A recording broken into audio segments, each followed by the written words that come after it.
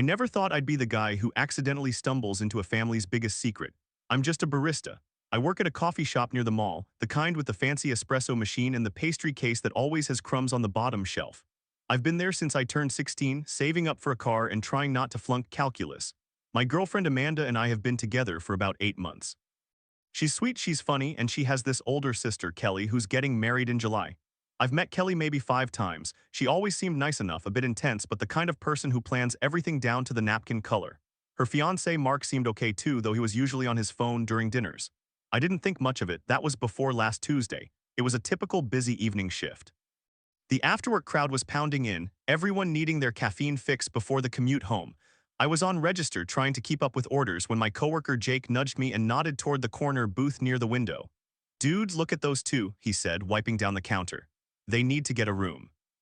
I glanced over and saw a couple locked in a full-on makeout session. I mean, not just a peck. This was hands in hair, bodies pressed together, the kind of thing you expect to see behind a closed door, not next to a display of blueberry muffins. I was about to look away when something clicked. The woman, she had that same dark hair, same way of tilting her head when she laughed. And then she turned slightly and I saw her face. It was Kelly. For a second, I didn't believe it. I blinked, thinking my eyes were playing tricks. But no, it was definitely Amanda's older sister. She was supposed to be engaged to Mark. She had a huge diamond on her finger. I'd seen it at Amanda's birthday dinner. And now she was making out with some guy I'd never seen before. He was older, maybe 30, with a trimmed beard and a leather jacket. Not Mark. Definitely not Mark. My stomach dropped. I turned back to the register, praying she hadn't noticed me. The line was long and I just kept taking orders, my hands shaking a little. Jake kept making comments under his breath, but I tuned him out. I didn't want to think about it. I told myself it wasn't my business. Maybe it was a friend. Maybe they were just saying goodbye, but I knew that wasn't true. Nobody says goodbye like that unless they're about to get a hotel room. They finally left and I let out a breath. I thought I was safe. I went out to bust the tables, wiping down the counter near that corner booth, trying to act normal. And then I heard the door jingle again. I looked up and there was Kelly walking back in. She must have forgotten something. Her eyes scanned the shop and landed on me. The moment our eyes met, her face went white. She came straight over, her voice low and frantic. "You saw me, didn't you?" she hissed. I tried to play dumb. "Saw you? I don't know what you mean." But she wasn't buying it. She grabbed my wrist hard. "Don't lie to me. I saw you looking. You need to keep your mouth shut. This is nothing, okay? It's not what you think." I pulled my hand away and said, "I didn't see anything, I swear." But she was already backing away, shaking her head. "We're not done," she said. "We need to talk." Then she was gone, the door swinging shut behind her. I stood there for a minute, heart pounding. My shift ended at 8. I clocked out and walked home in a daze. I didn't know what to do. I thought about calling Amanda, but what would I say? "Hey, I think your sister is cheating on her fiancé." That's the kind of news that destroys families. And what if I was wrong? What if it was innocent? No, it wasn't. I knew what I saw. When I got home, I threw my bag on the floor and collapsed on the couch. My phone buzzed. It was Amanda. "Hey," the text read. "What's going on with you and my sister? She's really upset. She said something happened at the coffee shop." My blood went cold. I typed back, "I don't know what you mean. I didn't see her today." A lie? A stupid lie that was already falling apart. A few seconds later, another text. "She said you saw something. She's crying. Please come over and talk to us." I stared at the screen. My parents were home and I wasn't allowed to go out on school nights. I told her that. She replied almost instantly, "They can drive to your house. Just sneak out, please." I said that would be hard. She said, "Please." I didn't answer. I sat there, phone in hand, feeling like the world was closing in. I'm 17 years old. I'm not equipped for this. I never wanted to be the keeper of someone's affair. I just wanted to make lattes and hang out with my girlfriend. Now I'm stuck in the middle of a secret that could blow up a wedding and everyone is looking at me to decide what happens next. I haven't told Amanda yet. I haven't told anyone, but I know she's going to keep pushing. Her sister is scared and scared people do desperate things. I don't know if I'm more afraid of what Kelly might do to me or what the truth would do to Mark. All I know is that when I close my eyes, I see them in that booth, lips locked, and I can't shake the feeling that this is only the beginning. A few months later, I found myself in a completely different kind of nightmare. I work in corporate. I'm a woman in my late 30s and I've been with the same company for over a decade. I used to think I had a decent gig, stable pay, reasonable hours, a boss who mostly left me alone. But then everything shifted and I realized I was trapped in a circus where the clowns were running the show. Let me back up. The CEO, let's call him Dick because he is one, has this golden boy named Bob. Bob started out under me, a junior guy who couldn't show up on time if his life depended on it. I'm not exaggerating. He'd roll in at 10, take a 2-hour lunch, and then I'd catch him napping at his desk. But Bob had a wife who quit her job after they had a kid, and Dick thought that was the most admirable thing in the world. So instead of firing Bob for being useless, he promoted him. Again and again. Every time Bob became a family man, Dick gave him a raise and a bigger title. Meanwhile, I'm busting my ass, hitting every deadline, managing my team, and I haven't seen a raise in 4 years. Then I had a baby. I took my maternity leave, came back, and found out I'd been silently demoted. No official announcement, just a quiet reshuffling of responsibilities. My projects were handed to other people. My team was reassigned. I was still expected to do all the grunt work, but my title meant nothing. When I asked Dick about it, he just shrugged and said, "We thought you'd want less pressure now that you're a mom." I wanted to scream. Bob gets promoted for being a dad, and I get demoted for being a mom. That's the double standard I've been living with for years. Anyway, fast forward to a couple months ago. Bob got promoted again to the highest level he can reach. Now he outranks me, he's officially my superior, and that's when he texts me out of the blue. The message popped up on my phone while I was making dinner and I nearly dropped the pan.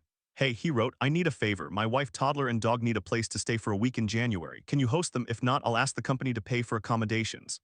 I stared at the screen. Did he just ask me to house his entire family for a week in my home without even a please? And then he added that thing about the company paying as an afterthought, like it was my fault for not being able to drop everything and become a free airbnb. I didn't respond right away. I sat there, fork halfway to my mouth, trying to process the audacity. This is the same guy who sleeps at his desk. The same guy who got promoted for being a good dad while I got punished for being a mother. And now he wants me to host his wife and kid and dog. My dog is a golden retriever, and his dog is some hyperactive poodle mix that I've heard barks nonstop. I have a 2-year-old of my own. I don't have space, I don't have time, and I certainly don't have the energy. I texted back a simple "I'm sorry, that won't work for me." I thought that would be the end of it, but Bob didn't let it go. He called me the next morning right as I was walking into the office. "Hey, did you get my text?" he asked, all casual. "Yeah, I did." I said, "It won't work." "Why not? You have a big house, right? It's just a week. My wife needs to visit family in the area and we can't afford a hotel right now." I wanted to say, "Then don't go," but I kept it professional. "Bob, I have a toddler, I work full-time, I can't babysit your wife and dog for a week, that's not fair to ask." He got quiet, then said, "Well, I already told Dick you were fine with it." My blood went cold. "You what?" "I told the CEO you agreed. He's happy you're being such a team player, so just clear out the guest room, okay? We'll talk more later." And he hung up. I stood in the hallway, phone in my hand, shaking. He didn't ask, he assumed.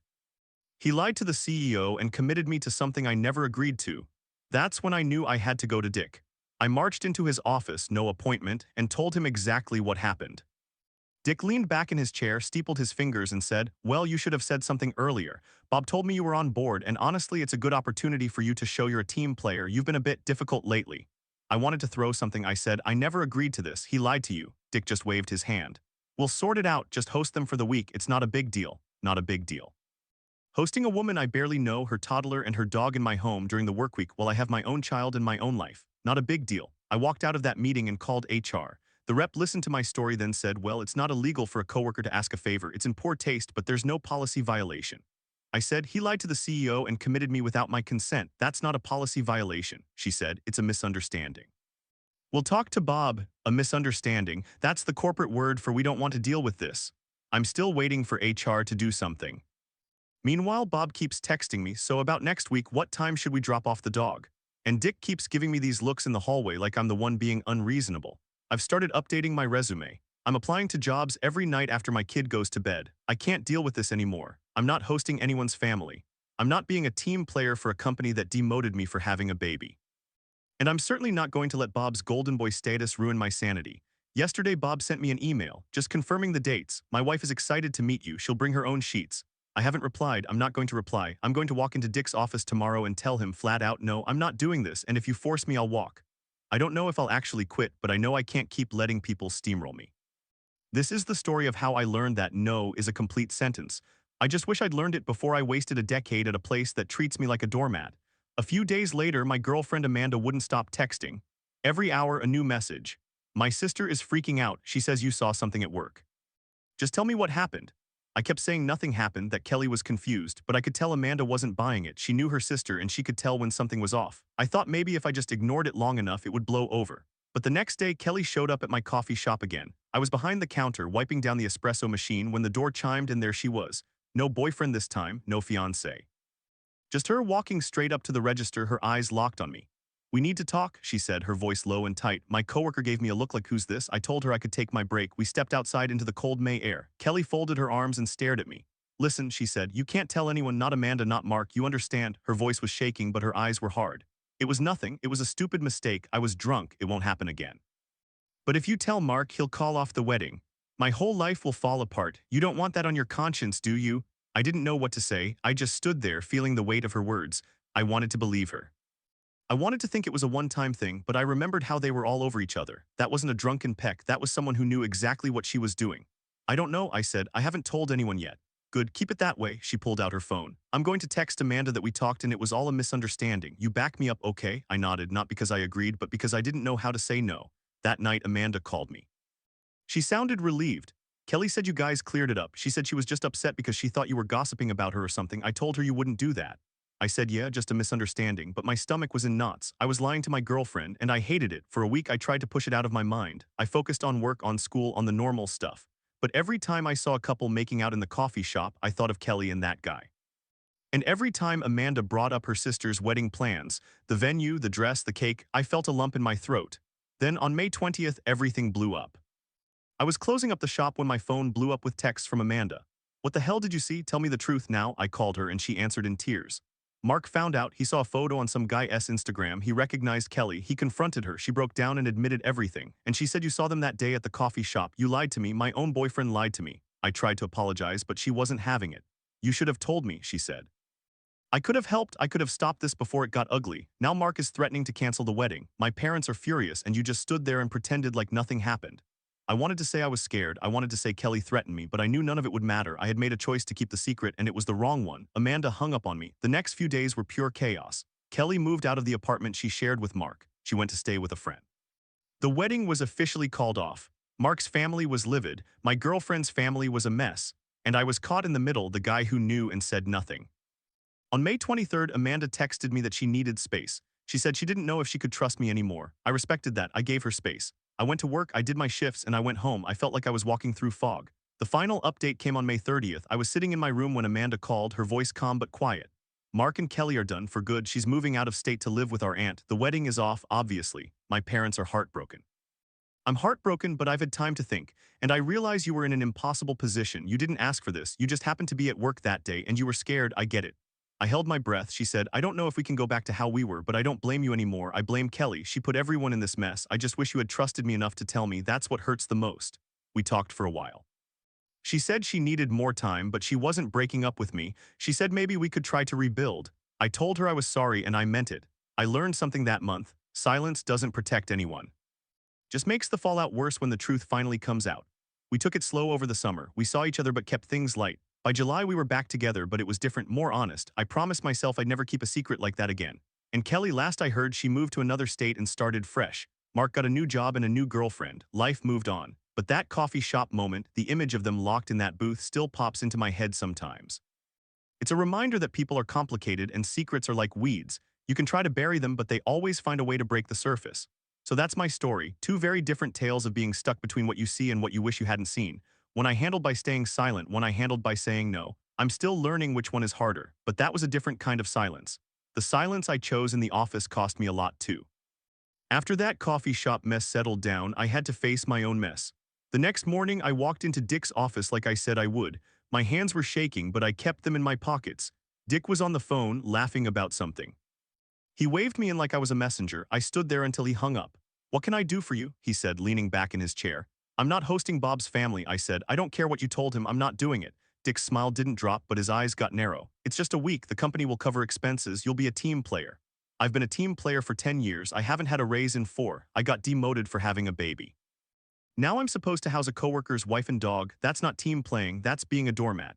Dick sighed like I was being dramatic. You're overthinking this. Bob is a high performer, the CEO wants to support him. This is a small ask. Then the CEO can host them or Bob can get a hotel. I'm not a hotel. Dick stared at me for a long moment, then he said, I'll talk to Bob, but you need to understand this reflects on you, your attitude. My attitude, I wanted to scream. Instead I said, I'm happy to discuss this with HR. It's not an HR issue, he said, already looking at his phone. I walked out. I didn't cry until I got to my car. That afternoon, Bob sent another text. So Dick said you're being difficult.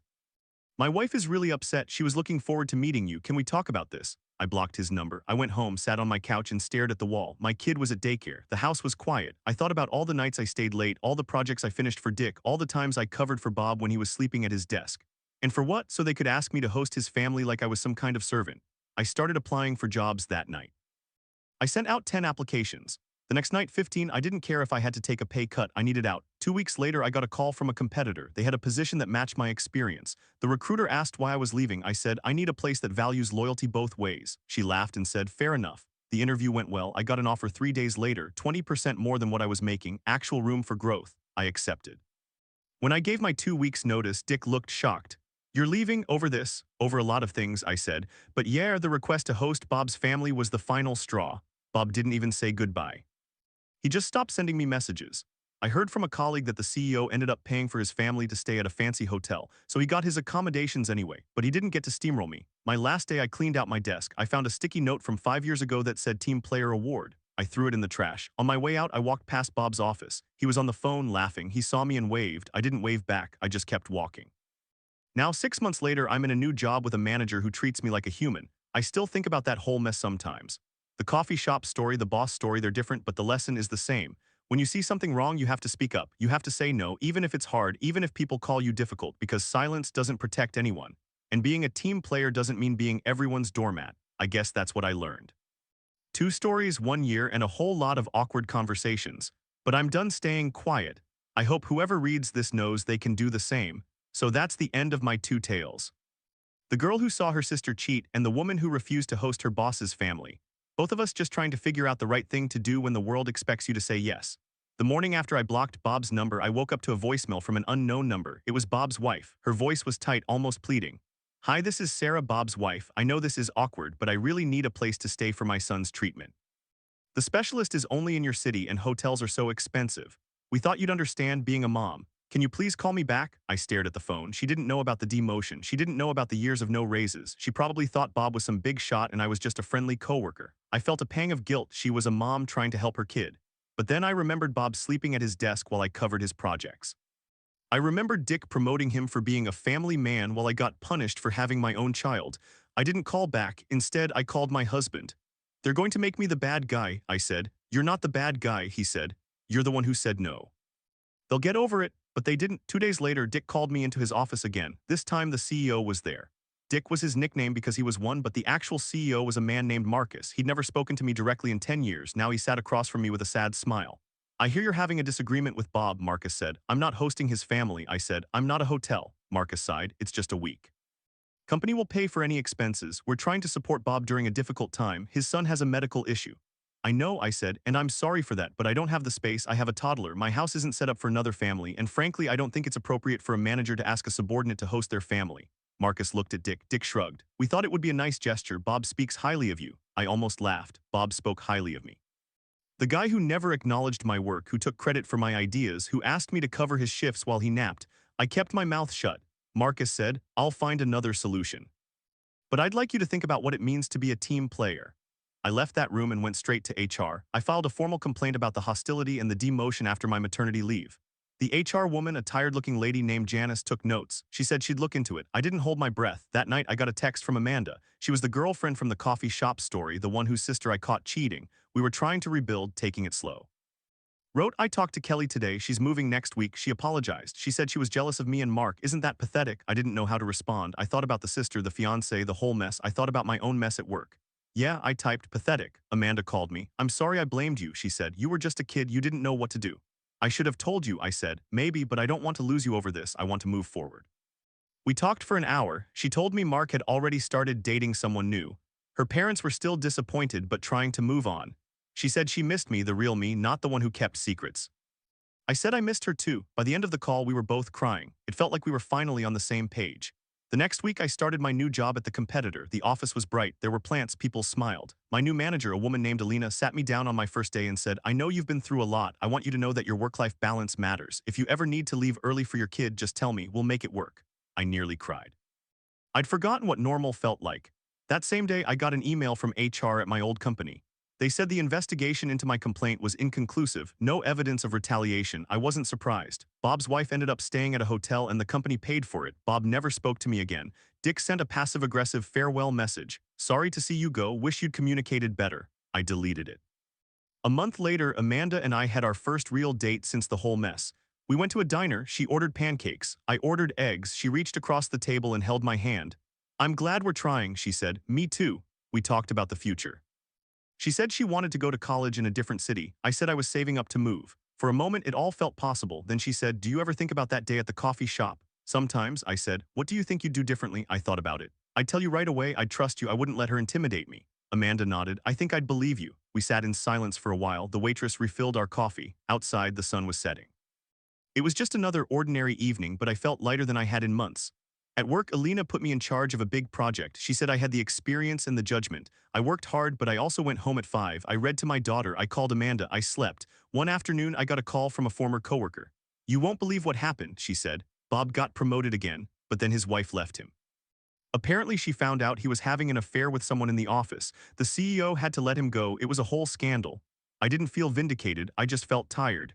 Thanks for letting me know," I said. "He deserved it," she said. I hung up. I looked at my daughter playing with blocks on the floor. She was stacking them, knocking them down, laughing. I knelt beside her and built a tower with her. That weekend, Amanda came over. We ordered pizza. She said she'd talk to her sister one last time. Kelly was in therapy. She was trying to understand why she sabotaged her own engagement. "I don't hate her," Amanda said. "I just don't want to be around her." "That's fair," I said. We watched a movie. She fell asleep on my shoulder. I stayed awake thinking about all the lessons I'd learned in the past year. Say no when you need to, tell the truth even when it's hard, and don't let anyone make you feel small for having boundaries. The next morning, I got an email from an old colleague still at the company. Subject line, "Good riddance." The body said, "You were right, Dick got replaced last week. The new guy is actually competent, and Marcus retired early. The whole culture is changing. You got out just in time." I smiled. I didn't reply. Now, sitting here with my coffee, watching my daughter color, I realized that both stories ended the same way. I chose myself. In the coffee shop, I eventually chose honesty. At the office, I chose no, and both times the fallout was messy, but I came out okay. If you're reading this and you're stuck, whether it's a secret you don't know how to tell or a request you don't know how to refuse, just remember you're allowed to make the choice that protects your peace. You're allowed to say no, you're allowed to speak up. The world will keep spinning, and you'll still be there standing your ground. That's what I learned from the coffee shop and the corner office. Two different worlds, one same truth. And I'm finally ready to live by it. I remember the day I truly felt free. It was a Tuesday. My daughter was at preschool. I was sitting in my new office with a window that actually faced the sun. I'd put a picture of her on my desk, the one where she's holding a dandelion, blowing the seeds into the wind. I'd bought a plant, a real one. It was still alive after 3 weeks. I got a call from my old colleague Sarah. She'd been my work bestie before everything went sideways. We hadn't talked since I left. I picked up on the second ring. "You're not going to believe this," she said. "Let me guess, Bob got another promotion. Worse, better." "I don't know," she paused. "Dick sent out a company-wide email this morning. He's stepping down to spend more time with family. Apparently his wife filed for divorce. Someone leaked that he'd been having an affair with a junior associate. The board found out and gave him a choice, resign or be fired." I didn't say anything. I just stared at my plant. "Hello," Sarah said. "I'm here. Aren't you happy? This is karma. This is what you warned everyone about." "I guess." I touched the leaf of the plant. It was soft. "I don't feel happy. I just feel relieved, like I don't have to carry that weight anymore." "Well, you don't. You're out. You're safe." We talked for another 10 minutes. She told me the office was in chaos. Bob was trying to take over Dick's position, but nobody trusted him. Marcus had retired to Florida. The whole place was falling apart. I listened, but I didn't care the way I used to. It wasn't my circus anymore. That evening, I made dinner. Mac and cheese with hot dogs cut up into little circles. My daughter's favorite. She sat at the table, drawing with crayons. I watched her color a picture of a house with a big yellow sun. "Me, why did you leave your old job?" I blinked. "What did you say?" "Daddy said you had a mean boss. Is that why you left?" I put down the spoon. "Yeah, baby, sometimes people aren't nice and you have to go where you're treated right." She nodded like she understood, then she went back to coloring. After she was asleep, I called Amanda. We'd fallen into a rhythm, texts every day, calls every few nights. It was simple, it was good. "Hey," she said, "guess what? I got accepted to the program." "The one in Portland?" "That's amazing." I meant it. "When do you leave?" "August. I'm nervous. I've never lived anywhere else." "You'll be great. You're brave," she laughed. "I don't feel brave. I feel like I'm running away." From what? Everything, my family, the memory of Kelly's wedding, the way everyone looked at me after what happened. I understood. Sometimes the only way forward is to leave. I'd done it myself. "Can I visit?" I asked. "I'd like that." We talked for another hour. About Portland, about her plans, about the future. She said she wanted to get a cat, a black one. She'd name it something dumb like Toast. When I hung up, I sat in the dark living room.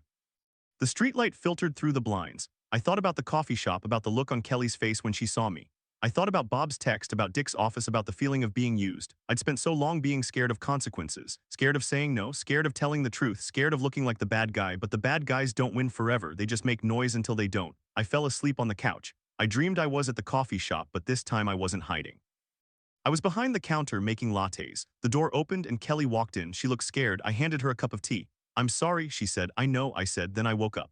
The next morning I got an email from HR at my old company, subject line, "Settlement offer." They wanted to pay me a sum, nothing huge, but enough in exchange for signing a non-disparagement agreement. I read it twice. Then I forwarded it to my lawyer. She called back within the hour.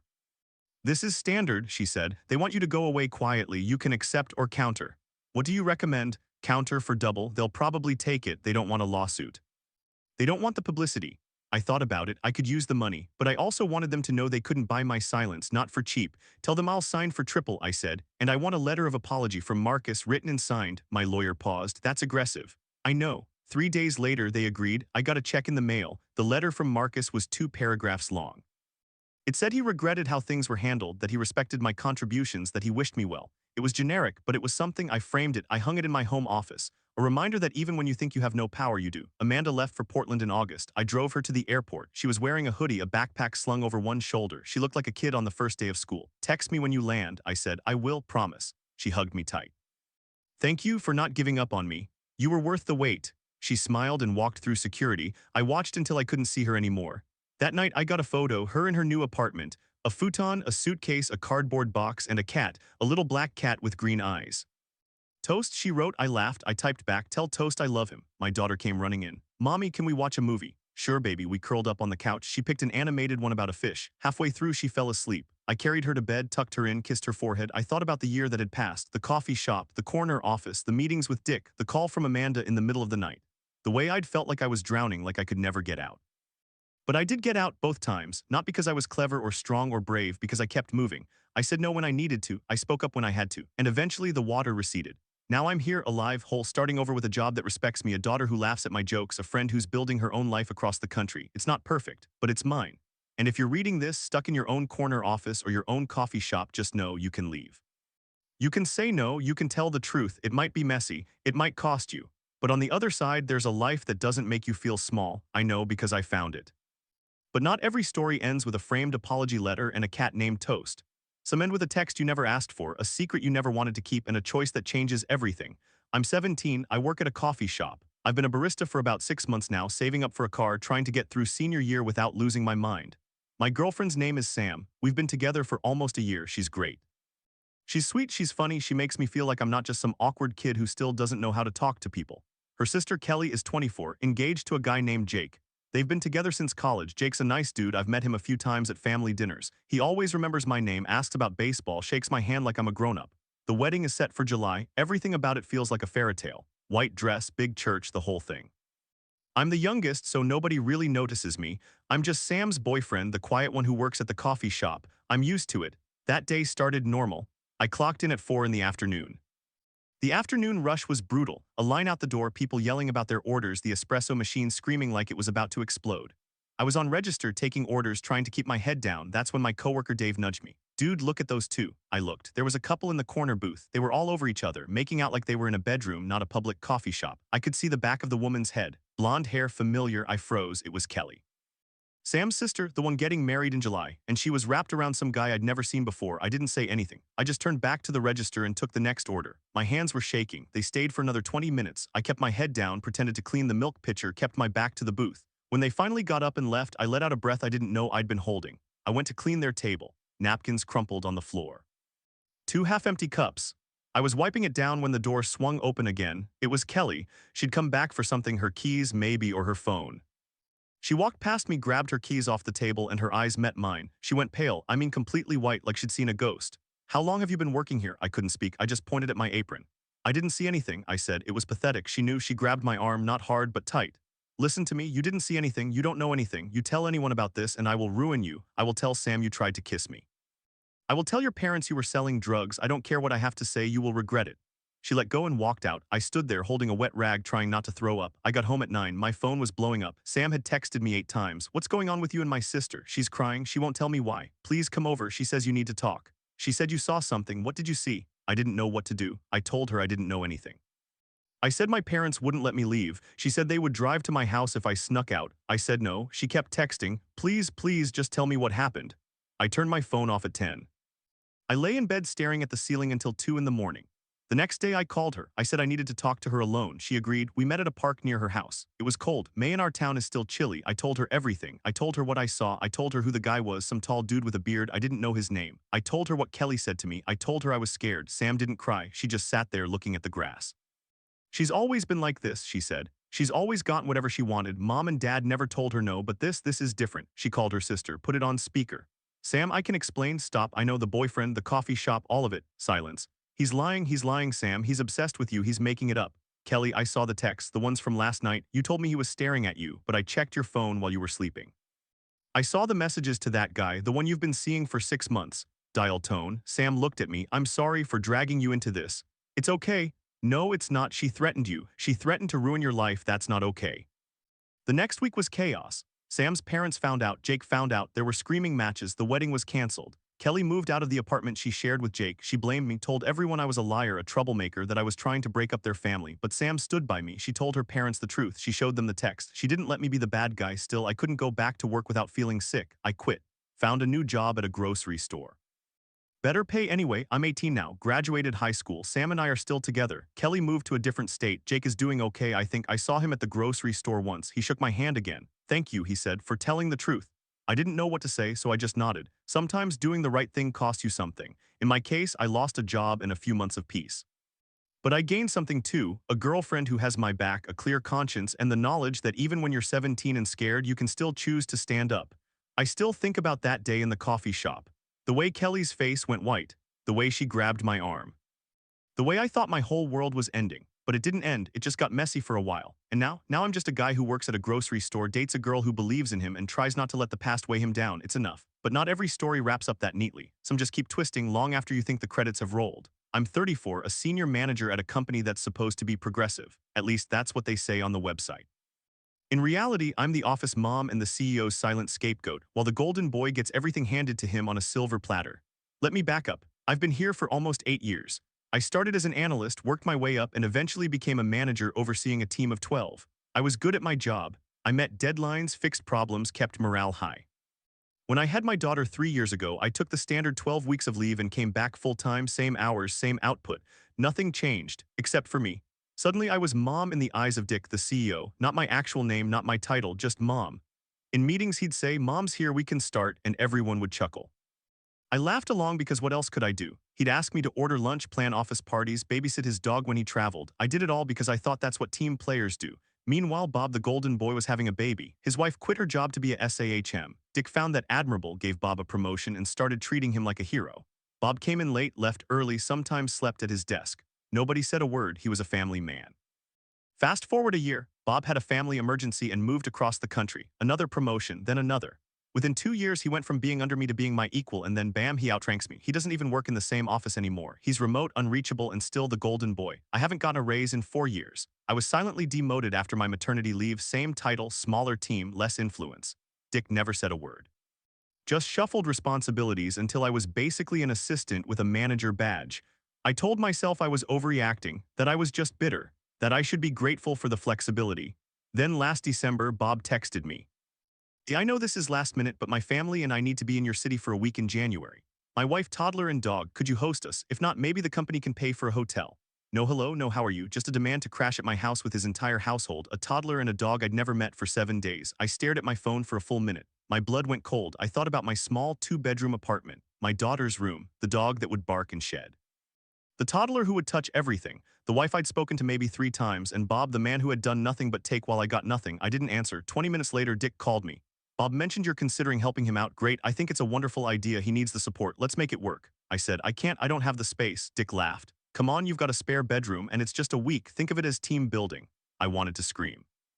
Instead, I said, I'll think about it. That night, I talked to my husband. He was furious.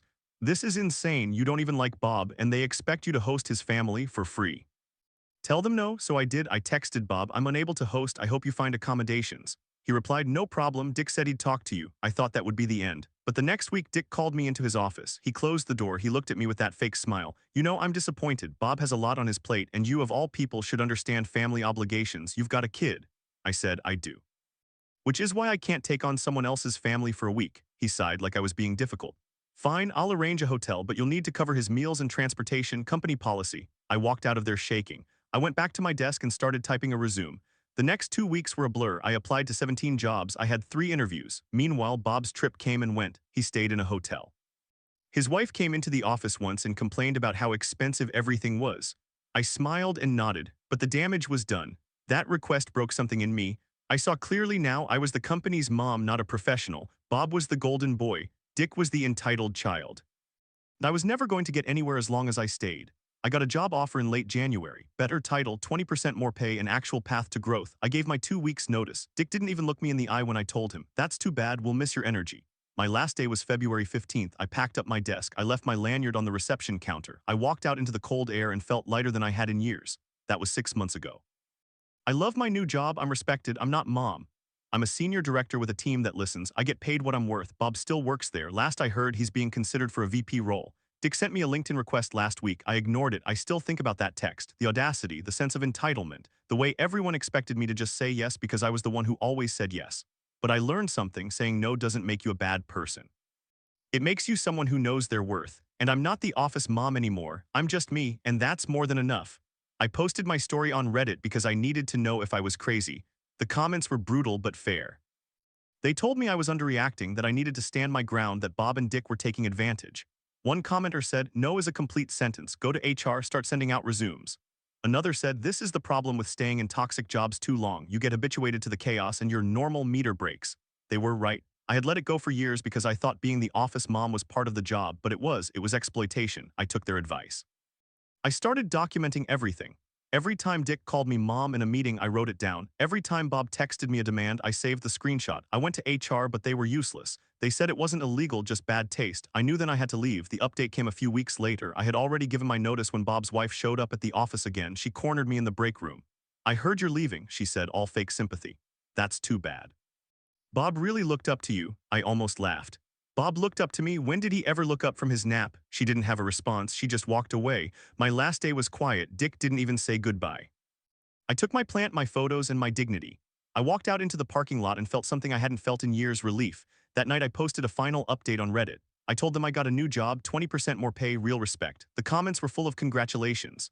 "Good for you," they said. "You deserve better." I cried reading them because for the first time I felt seen. Now it's 6 months later. I'm at my new job. I'm not the mom, I'm the director. Bob is still golden, Dick is still Dick. But I'm free. Sometimes I think about the barista from the other story. That kid who was 17, stuck in a coffee shop, caught in someone else's drama. He did the right thing. He told the truth. And even though it cost him his job and a few months of peace, he came out the other side. His girlfriend stood by him. He graduated. He moved on. We're not so different, him and me. We both had to learn that saying no doesn't make you a bad person. It makes you someone who knows their worth.